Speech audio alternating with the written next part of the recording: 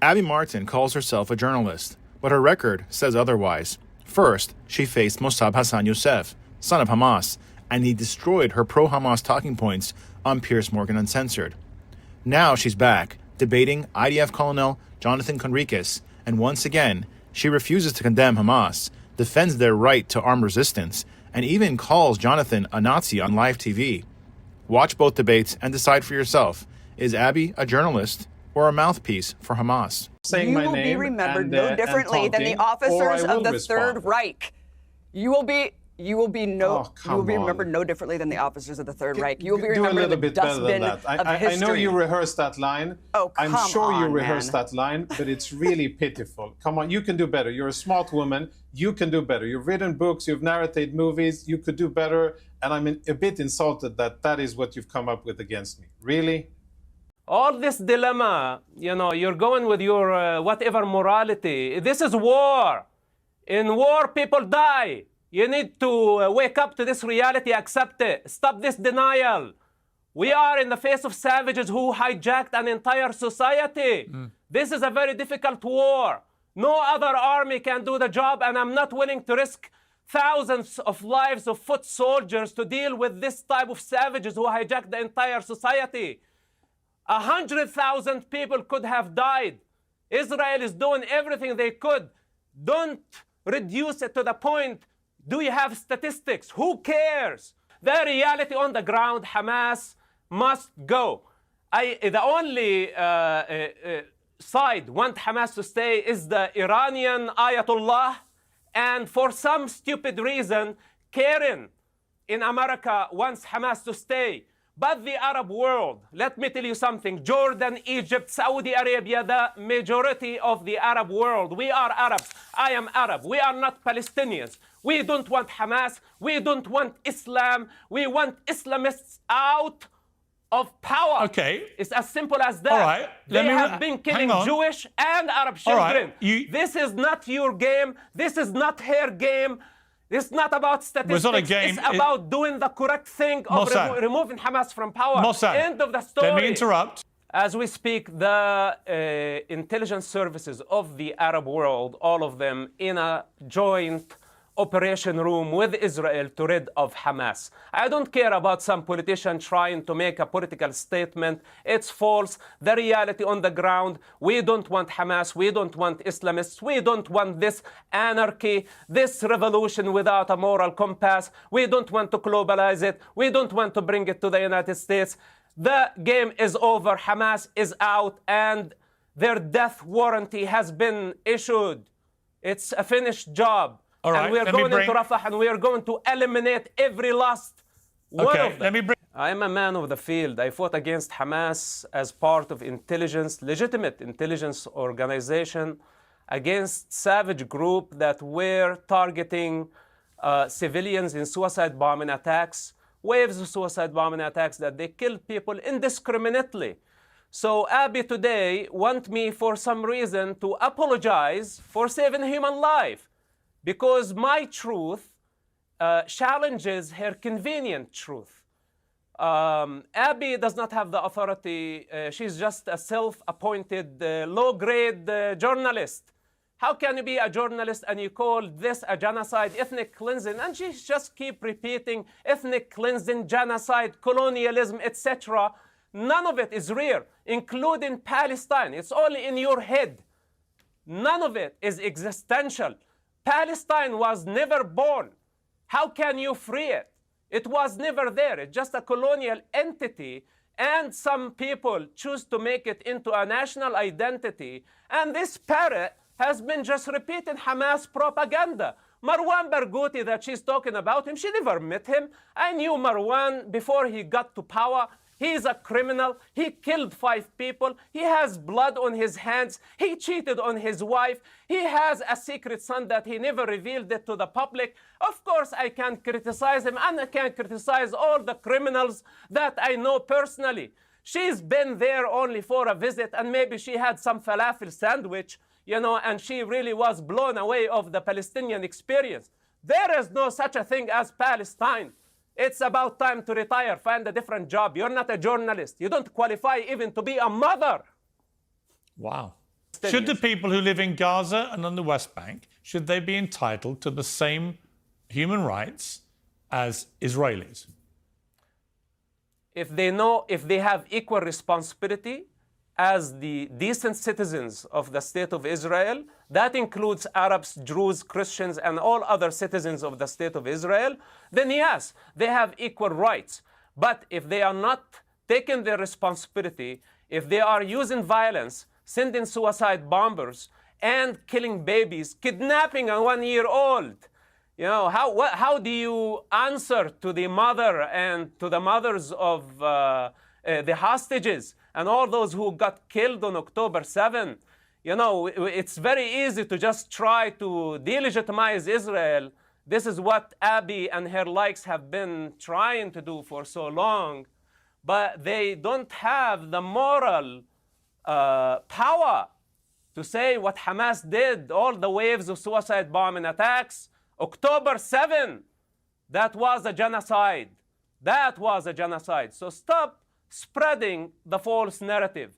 Now, regarding to the Arabs who live there, they need a decent police force. They need a good economy. They need good education. And if they are able to integrate, then naturally could be a political entity based on their needs. But right now, when she say Palestine, who is? Islamic Jihad, Fatah, Marwan Barghouthi, Ismail Haniyeh, Hamas, Public Front. They are so conflicted. They don't have agenda. They don't have leadership. They don't have legitimacy. This is an anarchy that has been going on for about 70 years. And it's about time for it to stop. Now, to transform, to integrate the society, we must protect the children. And this is a priority number one before we talk about Palestinian state or whatever name you want to give it. That when we have a savage group, Islamists, by the name of Allah, hijacking and using children as human shields, their own children, after killing Jewish children, then this is a capital crime. We cannot blind our eyes. We have to deal with priorities. First, we remove this savage group out of power. If Abi's intention were pro-peace, then this is our intention, that we should unify our efforts toward this main goal, first goal, priorities. Then after that, we can talk about the future. And this criminal you call Marwan Barghouthi in Israeli prison. Well, we already know that it's a very dirty war. We are dealing with people with the mentality of the 7th century tribalism. It's not an easy mission for a democracy, for any country, for any modern army, for any civilized society to deal with this. So we need to be reasonable. I understand if people are anti-war and they are pro-children, pro-life, me too. But sometimes we have to make very difficult choices. And Israel was really pushed to the corner. Israel is fighting for its very existence. I am fighting for my very existence. I did not kill any Arab. I did not kill any of their tribesmen. But they want me to exist.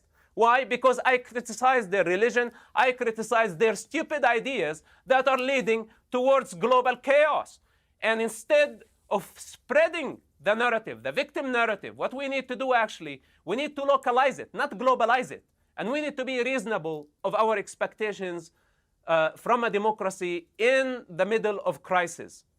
Why should a group, Hamas, who perpetrated one of the worst terror attacks of modern times, why should they be entitled to any power at the end of all this? Why should they not demilitarize? Why should they not have all their arms taken away as part of a deal? I don't really understand the logic there. I mean, you can have your view about the Israeli government and the way the IDF has conducted this war, but why should Hamas have any rights to anything, frankly?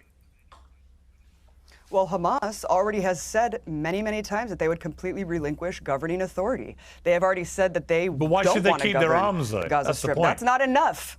But why keep their arms? Wait, why would they give up their arms without, hold on, why would they give up their arms without any sort of assurance for national statehood or sovereignty? Why would they do that, Piers? Why would you give up a right, a legally enshrined right to armed resistance to an illegal besiegement and occupation without any sort of assurances or promises of statehood? Well, again, I'll come to Jonathan, and I will come to you, Jonathan, but I would argue that when you commit a terrorist act of that magnitude, then you abrogate all your rights to demand anything. And the Israeli government position... Okay, so why is the logic not applied to the IDF?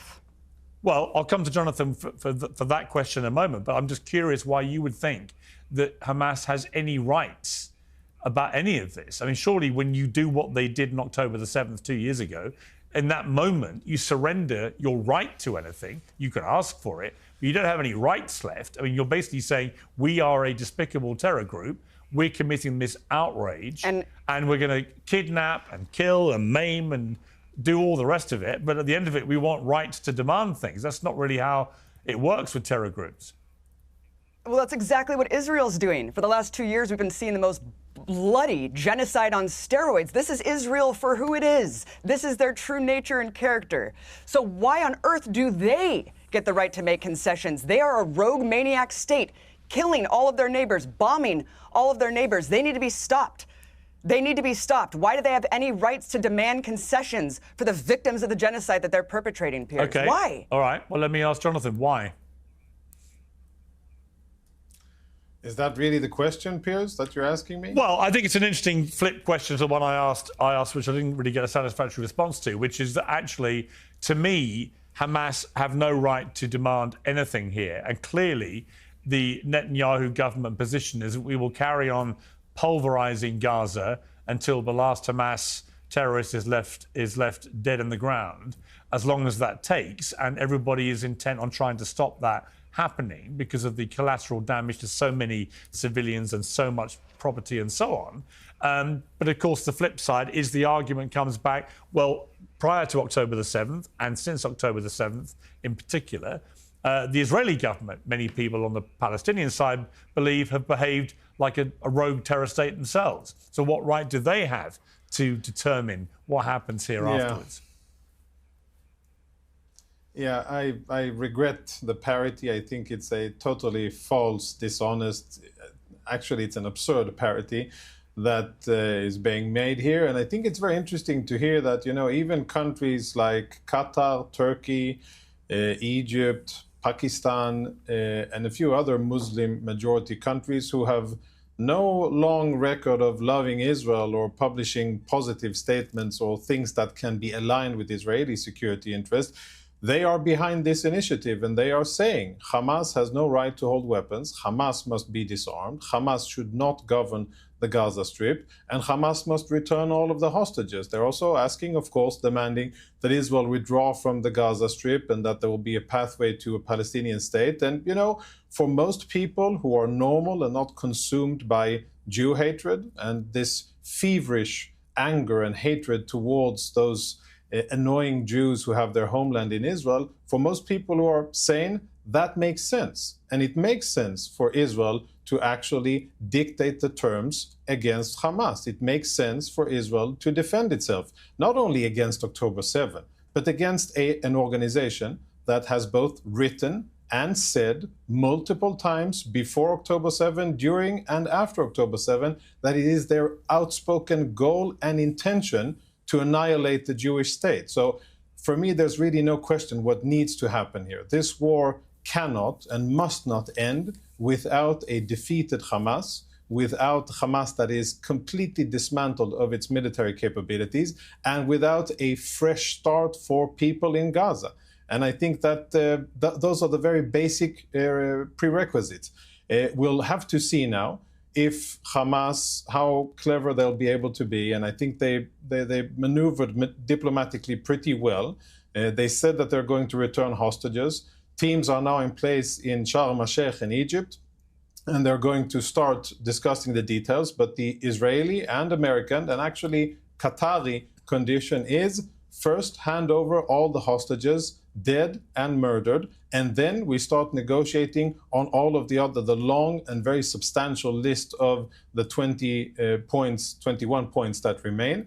I hope that Hamas will do it. I hope that Hamas will be true to their words for once. I hope that they will return the hostages, those that they murdered and those that are still in captivity more than 2 years, suffering, starving, abused and everything. And I hope that they will be returned to their families. And then we can start looking at the withdrawal of Israeli forces, stopping military operations, and perhaps building a different Gaza. If you ask me if that's going to happen, what the chances are, we unfortunately have our experience, and we know that Hamas, they lie, they are deceitful, they're extremely cruel, and they will do everything they can to stay in power at the expense of the population in Gaza, at the expense of Palestinians. But I hope that for once in their short history, Hamas will do what's good for Gazans and not for the Muslim Brotherhood and not for Hamas itself. But we'll have to wait and see. Abi, you were laughing a little inappropriately as he was talking about Hamas's need to release the hostages. Why would that be something that makes you laugh? I mean, surely that should be a prerequisite. Oh, no, I wasn't laughing at that. No, look, of course I want all hostages, both Palestinian and Israeli hostages, to be released. I wasn't laughing at that. I was laughing at the audacity of Jonathan to just gaslight and lie and project everything that Israelis are doing onto Hamas and onto Palestinians. The audacity to look at Gaza today, which is completely demolished. We just saw the finance minister saying the demolition's done. Now the real estate bonanza begins. Netanyahu has said, bragging over and over again, we're not going to withdraw. You think we're going to withdraw? It's a joke, Jonathan. The world knows you are lying. You have lost the plot. You know who can't come home? The 17,000 children that Israelis have slaughtered. So all of this is it's just absolutely insane that 2 years into this, we all know that you're committing genocide. The only people who won't accept that it's a genocide are Israelis. And you know what? I think that you know it's a genocide, Jonathan. I think you just support it. You want the genocide. Abby, let me just jump in there. Abby, on this issue of genocide, you are aware that no country has ever been found guilty of actual genocide, are you? What point is this question? That even in Rwanda, what is the point of that question? We know it was determined that the legal threshold for a genocide was not met. Every single genocide scholar, even though, so my point is that you're looking at Gaza today and you're saying that you've agreed that it's a genocide, Piers. No, I've never agreed that. I've said that I believe what has been going on. Sure. No, because simply for the reason I've just stated, there has never been a legally determined genocide declared. Okay, let's get him to court. Let's go to court with Israel. That's what I think. Let's see the evidence. That's what I think would be sensible, right? I think it would be sensible to do that and actually get a legal ruling about whether it constitutes genocide. I believe the Israeli 100%, government. I would welcome that, Piers, by the way. Jonathan and I have discussed this. I just think that it gets thrown around all the time, and people get attacked for not saying it's a genocide. I get stopped by people in the street, call it a genocide. To me, what has gone on has become an increasingly massively disproportionate response to the terror attack 2 years ago. 92% civilians killed. 92% civilians have been killed, Piers. That is unprecedented in any modern conflict. Well, we don't know the exact numbers. False. The numbers that I've read are that approaching 25 to 30,000 of the 60 or so thousand who've been killed are Hamas. But here's my point about that. We don't actually know. Because actually, the refusal by the Israeli government, and Jonathan, I know, agrees with me on this point, the refusal to allow international journalists into Gaza to verify this stuff is one of the biggest problems of this war. We just don't know what these numbers are. And it's an ongoing running sore that journalists can't do their job and get to the truth. But Jonathan, on this... Piers, I think we should address something, on the topic of numbers and, these big... important, historically loaded terms like genocide, like apartheid, like famine. Let's revisit, and I think that there's people who have been claiming and saying that there's famine in Gaza. Famine was declared by the IPC, I believe, on August 22nd. Now, a friend of mine has done the numbers on it, and I think it's important to be specific here because there are definitions, and when you say famine, that means something. When a UN organization claims that there's famine somewhere, that's supposed to be backed up by data and by reality. Now, according to the numbers and statistics and the globally accustomed numbers of the IPC, which they follow, they issued a declaration that on August 22nd, there's famine in certain parts of Gaza. By their own numbers of level 4 and 5, emergency and famine, there should have been 9,500 dead Palestinians by malnutrition, not natural deaths, not combat, not pre-existing conditions. 9,500 dead Palestinians since August 22nd. You know how many there really have been? According to Hamas numbers, 191. That's 98% off. Now, I challenge you and I challenge everybody who have been screaming and were part of the starvation campaign and the famine, all of the other nonsense that we heard with UN regalia attached to it. At the end of the day, it's a fake. It's lies. It is not supported by reality. It's make-believe, and it is propaganda against Israel that useful idiots who have no bearing on the situation on the ground are parroting just because it is a weapon but you against wouldn't dispute, Israel. Jonathan. It is untrue. But Jonathan, it is not factual. Okay, we can see the photos, right? Hang on, but Jonathan, you wouldn't dispute that there was a near 3-month blockade of substantial amounts of food and aid. I mean, that was indisputable. That happened. There were indeed months where not a lot was coming in, yes. Right. But that's true. But the important part, Piers, but the important part is what was the result? The important part is, okay, that was done by Israel and it was said by Israeli leadership. It was challenged by the defense establishment and there were a lot of internal discussions. But at the end of the day, when UN-affiliated organizations declared famine and every journalist, editor, media personality and talking heads repeated that as if that was gospel, nobody looks at the numbers. And even today, a month and a half after that, is anybody held accountable for these libellous, false, grotesque claims? Well, why Isn't don't we, it supposed to mean something why when do we you agree? say Why that don't we there's a agree? famine Okay. and So why don't almost we? nobody's Abby, I will died? come to you. So why don't we agree? Rather like with genocide, right? I have believed that the rhetoric coming out of Smodrich and Ben-Gvir in particular has made it clear there's been a policy by large sections of this government of ethnic cleansing. They would like to see all the Palestinians gone from Gaza and preferably the West Bank too. Thankfully, in this new plan, that is no longer apparently something that will be sustained by the American government, which means it probably won't happen. But let's not pretend they weren't talking about that openly. And in relation to famine, okay, let's just say there was a deliberate policy for nearly 12 weeks of starving Palestinians, and that some of them starved to death. I mean, there wasn't a policy of starving Palestinians. There was a policy of not providing the enemy. In other words, I think Piers, these words, Piers, in a way... We've spoken about this. But hang on, Piers, let me finish. We have spoken about this. We have. But you've addressed this, really, and we've spoken about it in the past.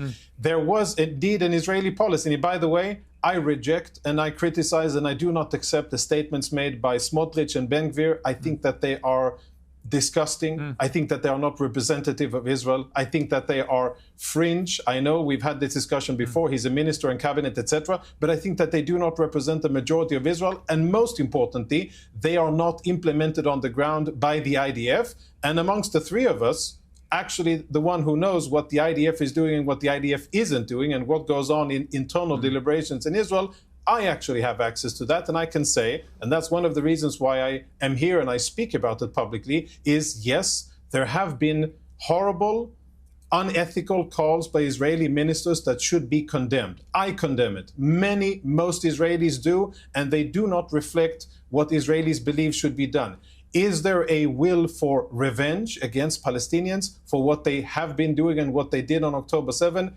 Definitely yes. But that is not what the IDF has been doing. The IDF has been fighting Hamas and they have been applying military force proportionately according to military necessity against military targets. All right, that is what the IDF has been doing. Okay. And if we're honest, last sentence, yes, I know I'm speaking longly, last sentence, Israel is the only country that has been forced to provide food and fuel to its enemy. If you can give me any other example in modern history of a combating side that is forced to feed. It's the law. When you're illegally besieging no, it's not the law. It's not the law that you feed your enemy. Right. Yes, it is.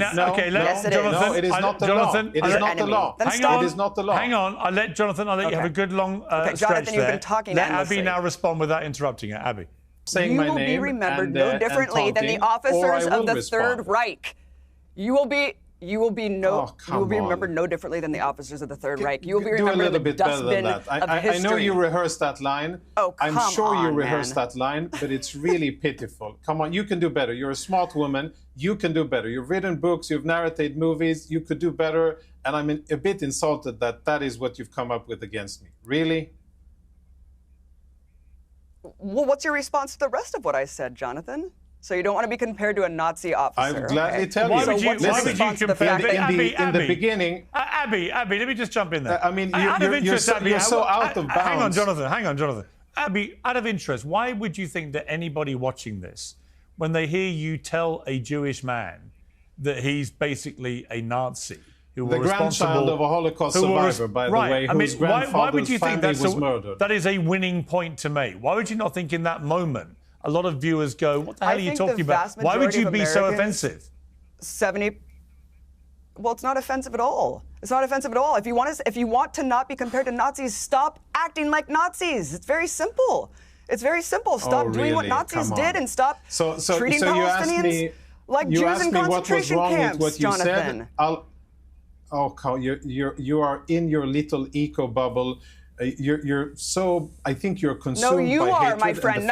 The world has woken up, my friend. The world has woken up. No one believes your lies anymore. No, it hasn't. You're pathetic. And I don't think that we're friends. Propagandist. I don't think that we're friends. You're an absolutely pathetic propagandist, not at all. and no one believes you. When you in the beginning, when Piers gave you a long lifeline. Israel's on a shelf life, my friend. Zionism has a shelf life. And he asked you, why does Hamas have your legitimacy in your eyes? Why should Hamas even hold weapons?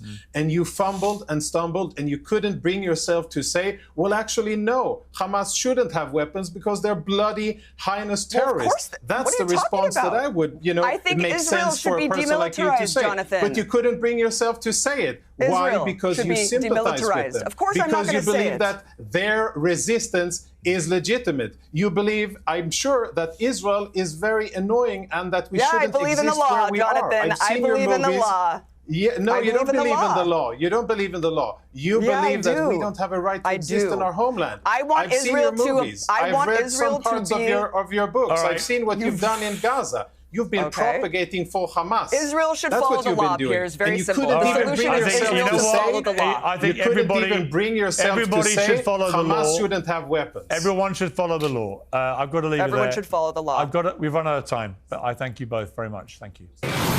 It's 2025. America's debt is over $37 trillion, and the dollar just had its worst crash since 1973. That puts your savings and your family's future at risk. That's why we trust Alpha Omega Gold, a company that stands unapologetically with Israel and supports Stand Tall Israel. Visit ao.gold/stand to claim your free precious metals wayfinder guide or call 1-855-426-4653 today. Protect your future before it's too late.